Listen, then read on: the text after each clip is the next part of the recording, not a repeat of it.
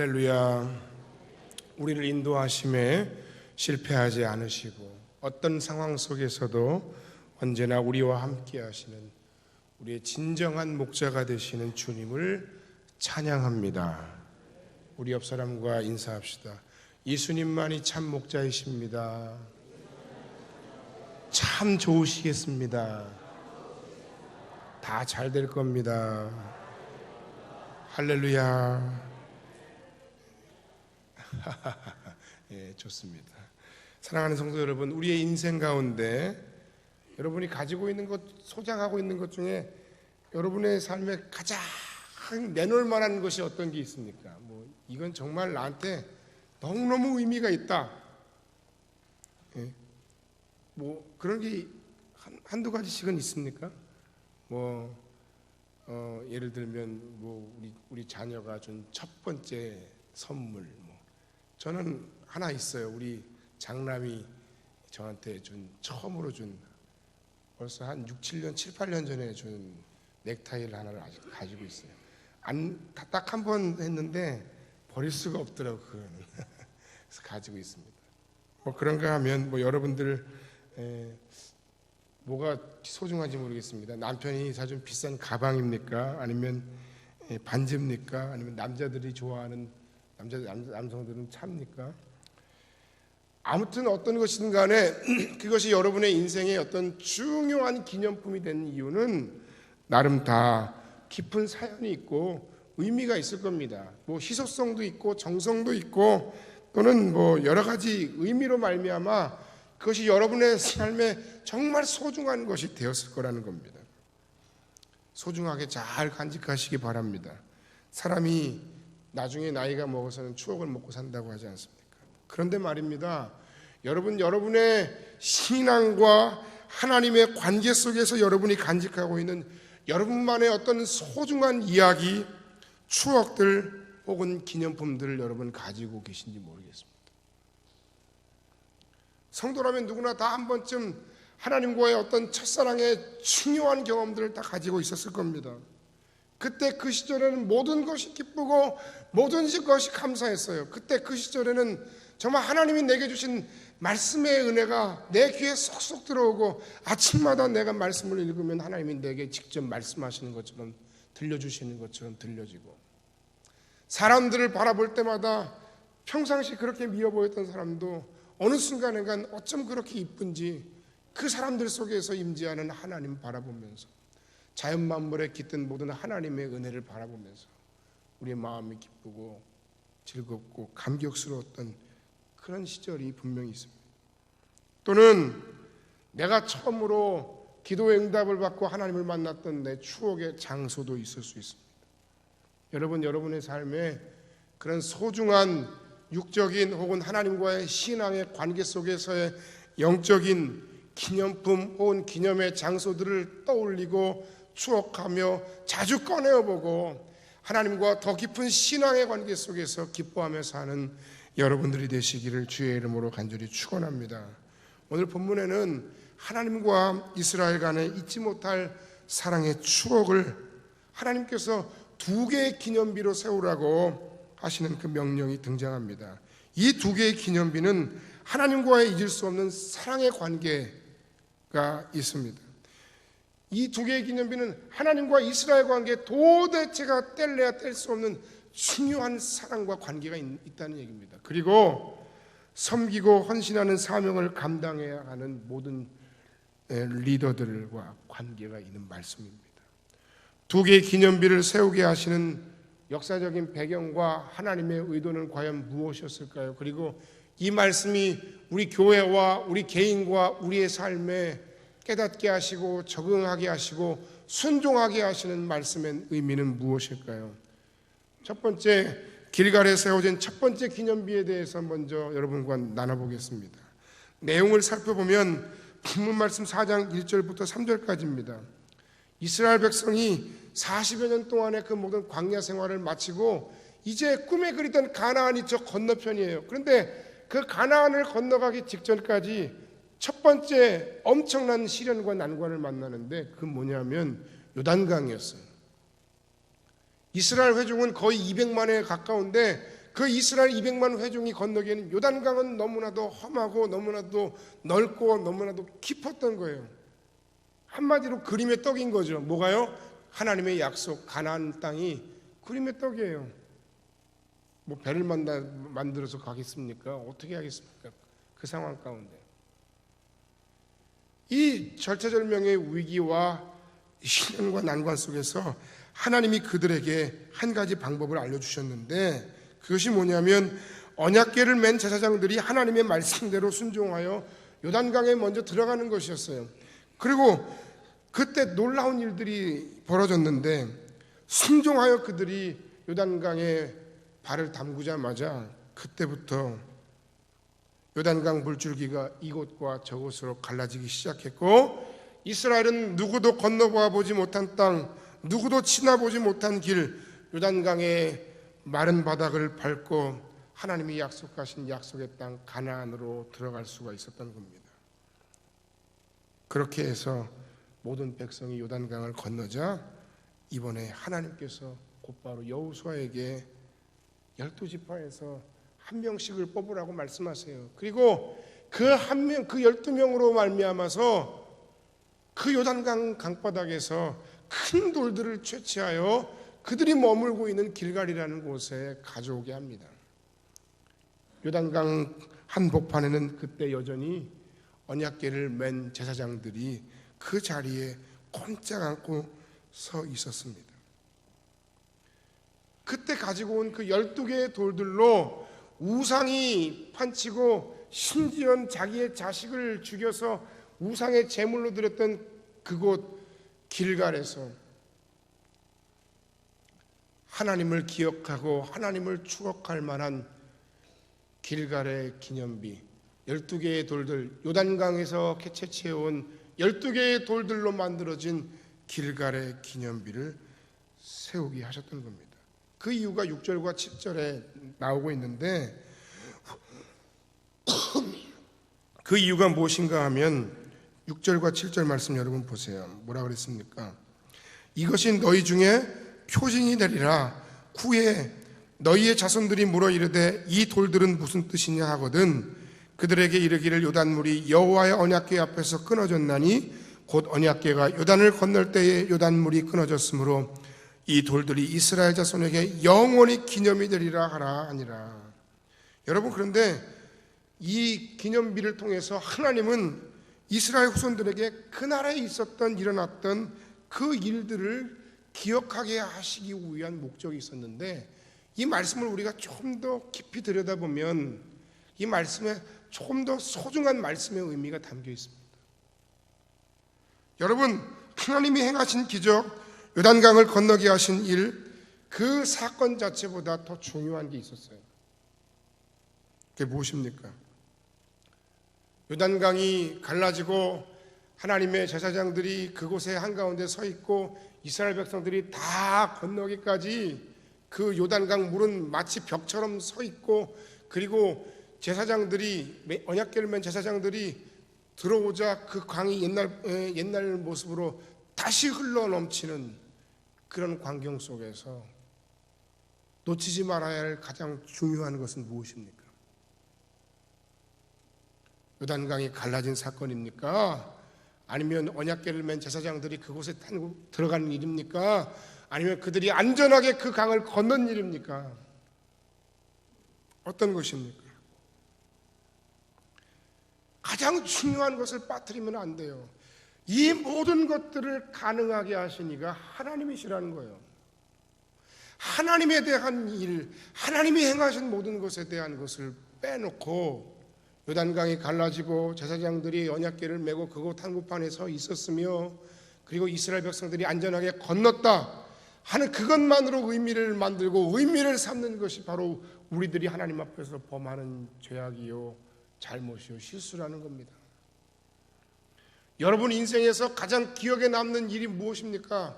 아까 여러분 인생에서 가장 의미 있는 기념품이 혹시 여러분 인생에서 가장 기억에 남는 그날에 만들어진 기념품입니까? 그때 참 대단들 하셨죠. 얼마나 엄청난 시련을 겪었는데, 그리고 얼마나 나쁜 놈들이 나쁜 사람들이 우리의 인생을 괴롭혔는데 그때 정말 대단했죠. 그때 내가 여러분들이 참 대단했죠. 그래가지고 그 문제들을 해결하고 지금 오늘에 있었죠. 얘들아 너네 아니? 옛날 그때 그 시절에 엄마 아빠에게 이런 일들이 있었는데 그때 참 힘들었었단다. 근데 참 잘 해결됐어. 어떻게요? 바로 그 사건에 하나님이 빠져 있는 거예요. 그 인생의 무용담에 하나님이 빠져 있는 거예요. 군대 다녀오신 분들 군대 이야기를 하면서 하나님 이야기 하십니까?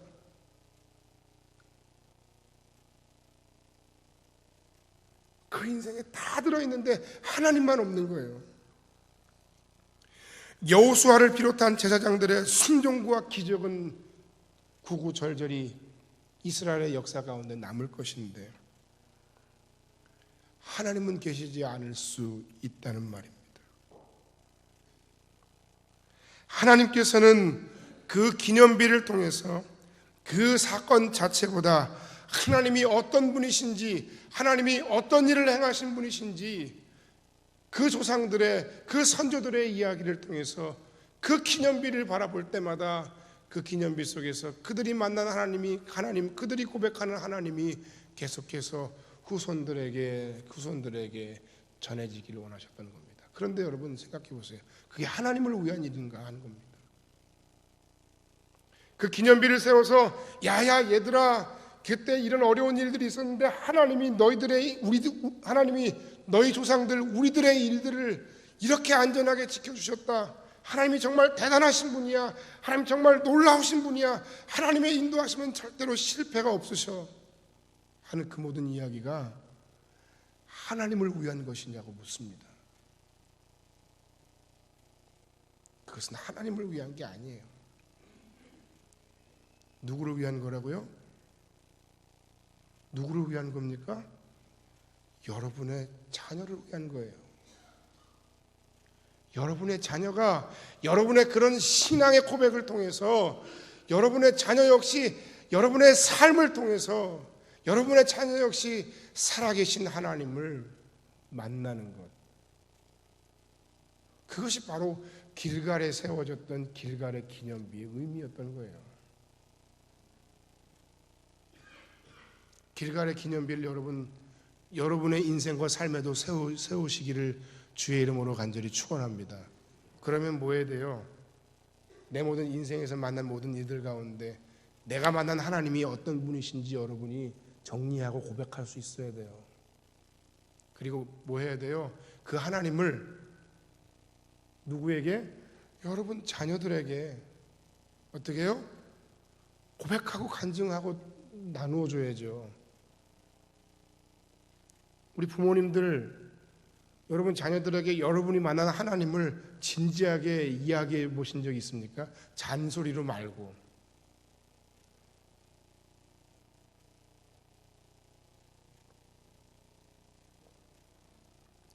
여러분에게 이런 첫 번째 기념비가 세워지기를 주의 이름으로 간절히 축원합니다. 길갈에 세워졌던 길갈의 기념비는 무엇입니까? 다음 세대에 하나님이 누구신지를 증거하기 위한 기념비였던 것입니다. 하나님은 이런 분이셨다. 하나님은 내 인생에 이런 분이셨다. 하나님은 우리 가정에 이런 분이셨다. 곧 사라지고 없어질 허무한 돈 몇 푼이 아니라 부모의 삶을 통해 남겨질 명예가 아니라 여러분이 만나고 여러분이 체험하고 여러분의 삶에 행하신 그 하나님에 대한 길갈의 기념비를 여러분 자녀들에게 남길 수 있는 영적 부모들이 다 되시기를, 하나님의 사람들이 다 되시기를 주님의 이름으로 간절히 축원합니다.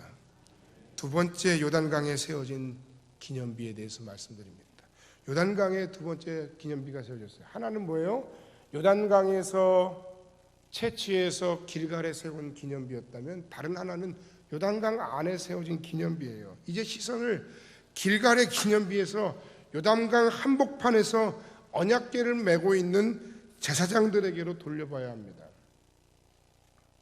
처음 언약궤를 맨 이 제사장들이 요단강에 발을 담궜을 때 갑자기 요단강이 갈라지면서 물이 끊겨져서 마치 벽처럼 쌓이고 흘러가는 물은 계속해서 흘러가서 강바닥이 드러났다라고 성경이 그렇게 기록하고 있어요.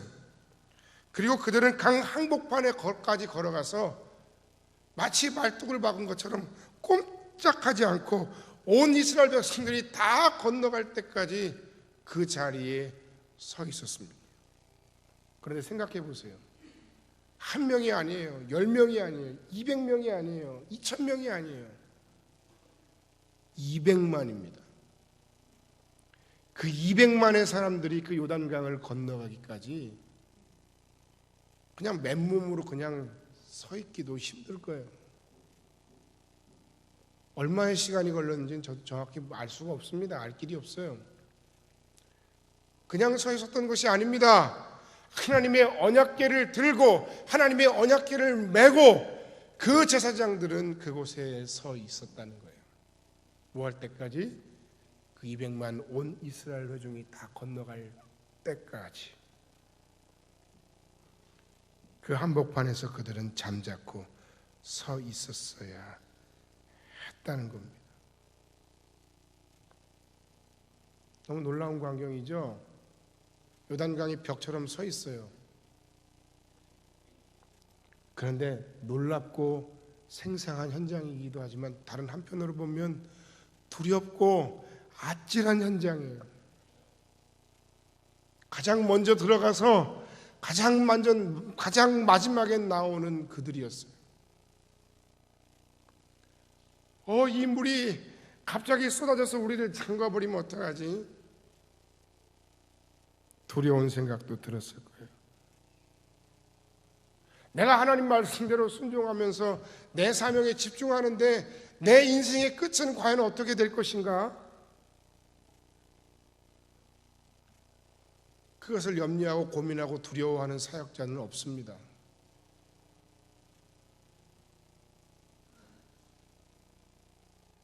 오랜 시간 동안 그들은 언약궤를 들고 있어야 했어요. 육체적인 피곤함은 정신을 공고하게 하고 그 정신적인 곤고함은 영적인 곤고함으로 이어졌습니다. 그들은 서로가 서로를 의지하면서 그 자리에서 하나님께서 말씀하신 하나님의 약속에 담긴 언약의 궤를 메고 들고 그 자리에 서로를 의지하며 서 있어야 했습니다. 시간이 흘러서 이제 다 이스라엘 백성들이 요단강을 건너갑니다. 이제 끝났구나 하는 그 순간에 하나님은 이번에 여호수아에게 또 말씀하시죠. 뭐라고요? 아까 말씀하셨던 거 뭐요? 이제는 12지파에서 각 지파에 한 명씩 대표로 요단강에 들어가서 돌들을 꺼내오도록 해라. 하나님 한꺼번에 하시면 얼마나 좋습니까? 우리가 이 언약궤를 메고 들고 서 있는 것이 얼마나 힘든데 말입니다. 하나님 한꺼번에 하시면 지나가면서 들고 갔으면 좋았잖아요. 그렇게 불평하지 않았습니다. 그들은 묵묵히 그들이 서 있어야 할 그들의 자리, 그들의 위치에 서 있었습니다. 큰 12개의 돌들이 옮겨졌고 길갈에 아까 말씀드렸던 것처럼 기념비가 세워졌습니다. 이제 끝났구나. 그런데 하나님은 그들에게 더 서 있으라고 말씀하세요. 이번에는 어디에? 요단강 한복판에 기념비를 세우게 하십니다. 4장 9절입니다. 여호수아가 또 요단 가운데 곧 언약궤를 맨 제사장들의 발이 선 곳에 돌 12를 세웠더니 오늘까지 거기 있더라.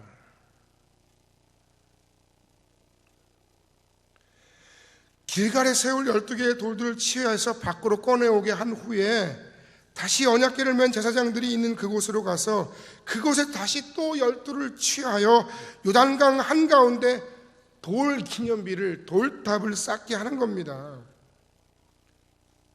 그들이 서 있는 그 자리에 계속 버텨 있는 그것 가운데 꼼짝 않고 하지 않고 있는 그들을 배려하지 않으셔도 너무 심하잖아요. 돌탑을 또 쌓으시는 거예요. 여러분, 그런데 이 말씀이 우리에게 주는 이 두 번째 기념비를 통해서 우리에게 주시는, 종합적으로 주시는 말씀의 의미와 말씀의 교훈이 있어요. 모든 이스라엘 백성들이 안전하게 요단강을 건너가기 위해서는 반드시 누군가의 섬김, 누군가의 헌신, 누군가의 희생이 있어야만 한다는 사실이에요. 교회가 그냥 매주 돌아가는 것 같지만 그냥 그렇다고 해서 그냥 그렇게 아무 일 없이 돌아가는 게 아니에요. 예배가 그냥 예배로 드려지는 것 같지만 이 예배의 현장인 이 한 순간을 하나님 앞에 온전히 예배하고 영광 돌리기 위해서 많은 사람들이 기도하고 많은 사람들이 희생하고 많은 사람들이 눈물을 흘리고 많은 사람들이 숨어서 충성함을 통해서 이 예배가 유지되고 지켜지는 거예요.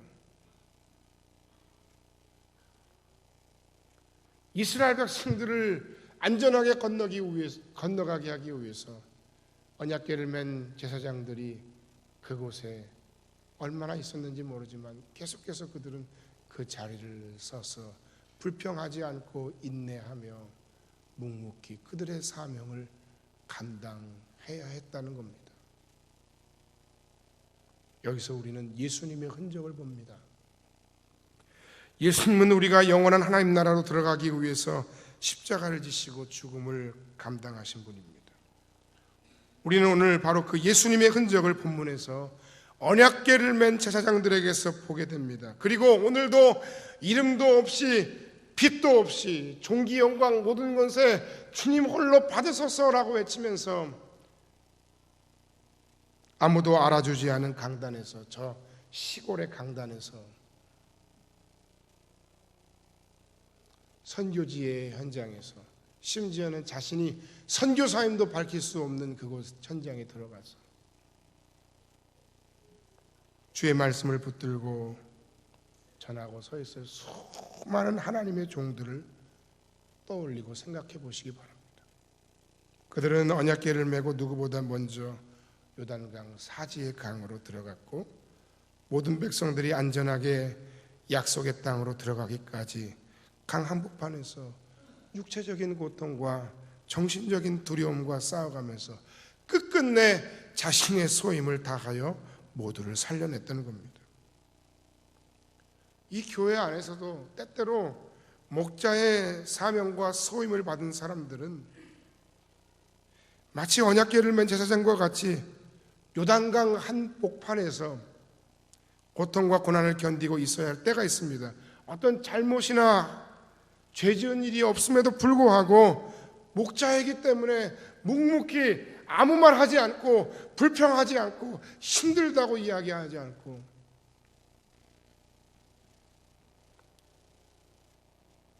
십자가와 영적인 언약궤를 메고 짊어지고 가는 사람들이 있습니다. 다른 사람들은 모두가 다 요단강이 갈라져서 야, 이제 우리가 저 약속의 땅 가나안을 향해 건너가는구나 하는 그 순간에 기뻐하면서 요단강이 갈라지는 일도 있네, 정말 너무 놀랍네 하면서 그 강을 신나게 달려서 건너가서 야, 이곳이 하나님이 말씀하셨던 가나안이었어? 라고 즐기고 기뻐하고 그리고 서로 축하하고 있을 그 순간에도 요단강 한복판에서 영적인 하나님의 약속의 언약궤를 메고 끝까지 묵묵하게 서 있었던 그 하나님의 제사장들은 그곳에 끝끝내 그 사명을 감당하며 순종하며 고통받아야 했다는 겁니다. 우리가 생명을 제대로 감당하다 보면, 우리가 말씀대로 순종하다 보면 반드시 그런 순간은 찾아옵니다. 고독하고 힘들고 외로운 순간은 찾아옵니다. 그럴 때 목자의 사명을 받은 우리 모든 사역자들은, 그리고 영혼을 책임진 모든 작은 목자의 소임을 받은 소목자들은 어떻게 해야 됩니까? 다르지 않습니다. 언약궤를 짊어지고 요단강에 묵묵히 있었어야 했던 제사장들처럼 십자가를 짊어지고 갈보리로 묵묵히 걸어가셨던 예수님처럼 그저 주어진 짐을 짊어지고 그것을 감당해야 합니다. 그렇게 할 때 그 언약궤를 맨 제사장들로 인해 그들이 가나안에 들어갔던 것처럼 예수께서 지신 그 십자가로 인해 모든 인류에게, 하나님의 백성들에게 하나님 나라와 구원의 소망이 생겼던 것처럼 나로 인해, 여러분들로 인해, 그들로 인해 내 주변의 사람들이 생명을 얻게 되는 것입니다. 이미 말씀드렸던 것처럼 4장 9절의 말씀처럼 요단강 가운데 돌탑 기념비가 세워졌습니다. 그런데 참 이상합니다. 왜 그 돌탑 기념비를 요단강 한가운데 세우도록 하셨을까? 강이 범람하면 없어져 버릴 돌탑, 강이 잠기면 보이지도 않을 수도 있는 돌탑, 그 돌 기념비를 왜 하나님은 그 요단강 한가운데 세우게 하셨을까? 그것은 사람이 볼 수 있는 기념비가 아닙니다. 길갈의 기념비는 사람이 세워서 이 기념비를 통해 후대가 하나님이 누구신가를 보는 기념비였다면, 요단에 세워진, 요단강 한복판에 세워진 이 요단의 기념비는 사람을 추억하기 위해서, 인내하는 사람을 추억하기 위해서, 하나님께서 하나님의 편에서 인내하는 사람들을 추억하고 기념하기 위해서 어디에? 하나님의 심장, 하트에 세워진, 하나님이 보시기 위해 세우신 하나님의 기념비였다는 겁니다. 하나님의 사람들을 위한 하나님의 심장에 새겨진 기념비가 바로 요단강의 기념비였습니다. 사람은 모릅니다. 사람은 기억하지 못합니다. 사람은 알아주지 않습니다. 그러나 하나님은 아십니다. 하나님과 여러분 사이에, 이런 하나님과 여러분 사이에 하나님과 여러분만이 아는 그런 추억들이, 그런 인생의 요단의 기념비들이 꼭 있으시기를 주의 이름으로 간절히 축원합니다. 사람은 모릅니다. 그러나 하나님은 기억하십니다. 사람은 알아주지 않습니다. 그러나 하나님은 알아주시고 갚아주십니다. 결론의 말씀을 드리고 말씀을 마칩니다. 이제 마지막 장면이에요. 이건 마치 하나의 거룩한 퍼포먼스 같아요. 여호수아서 3장, 4장, 5장, 6장, 7장, 8장 쭉 읽어보면 정말 놀라워요. 무슨 마치 행위예술을 하는 것 같고 시청각 교육을 하는 것 같아요.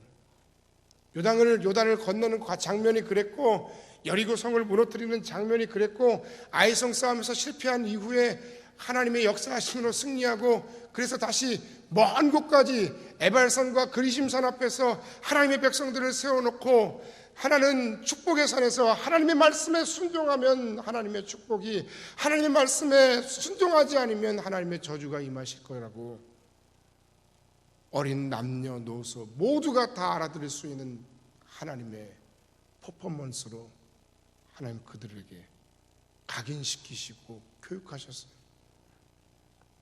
백성이 이제 다 지나갔어요. 이제 언약궤를 맨 제사장들의 차례입니다. 돌탑이 양쪽에 다 세워졌어요. 한 걸음 한 걸음, 한 걸음 한 걸음, 얼마나 오래 서 있었는지 발이 굳고 무릎이 굳어서 앞으로 나아가기조차 힘듭니다. 그러나 그 모든 광경을 모든 백성들이 보고 있습니다. 이스라엘 백성들은 숨을 죽이며 그 광경을 지켜봐야 했어요. 그들이 지나간 후에 돌탑을 세우는 시간 가운데 많은 시간적인 갭이 있었기 때문에 마치 극장에서 연출가가 연출하여 무대를 행하는 그런 일들 같습니다. 그렇게 자신들이 요단강을 발로 걸어서 건넜다는 장면을 그들은 실감하며 바라봅니다. 그리고 마침내 언약궤를 맨 제사장들이 요단강을 빠져나오자 요단강 물은 기다렸다는 듯이 처음 그들이 그 물이 있었던 곳으로 흘러 돌아왔습니다. 커다란 소용돌이와 파워를 가진 물들이, 지금까지 참아왔던 그 물들이 그 요단강에 가득 채워지게 됐습니다. 이 장면을 두 눈으로 목격했던 이스라엘의 반응은 경의와 찬탄, 경애와 환호성으로 뒤범벅이 되어서 서로 얼싸 끌어안고 찬양을 불렀던 것입니다. 그렇게 이 사건은 길갈과 요단강에 두 개의 돌 기념비를 남기고 끝이 났습니다. 여러분, 오늘 두 개의 기념비를 말씀드렸습니다. 여러분이 세워야 할 당신의 생애의 기념비는 무엇입니까? 하나는 우리의 다음 세대를 위해 우리의 가슴과 교회 역사에 새길 길갈의 기념비입니다. 다른 하나는 하나님의 심장 가슴에 새길 요단의 기념비입니다. 당신이 쌓은 후손들에게 남길 길갈의 기념비는 무엇입니까? 특별히 목자의 사명, 작은 목사의 사명을 받아 세상에서, 교회에서, 주일학교와 셀과 찬양대에서, 문화선교회 현장에서 누군가를 섬기는 모든 하나님의 사람들, 하나님의 심장에 새겨놓을 하나님과 당신 사이의 사랑의 추억으로 남을 요단의 기념비를 꼭 세우시기를 주의 이름으로 간절히 축원합니다. 또한 모든 성도들은 교회 모든 가르치는 자들의 노고와 헌신을 알아주고 함께 기뻐하며 축하해주는 뜻깊은 귀한 목자주일이 되기를 주의 이름으로 간절히 축원합니다. 기도하겠습니다.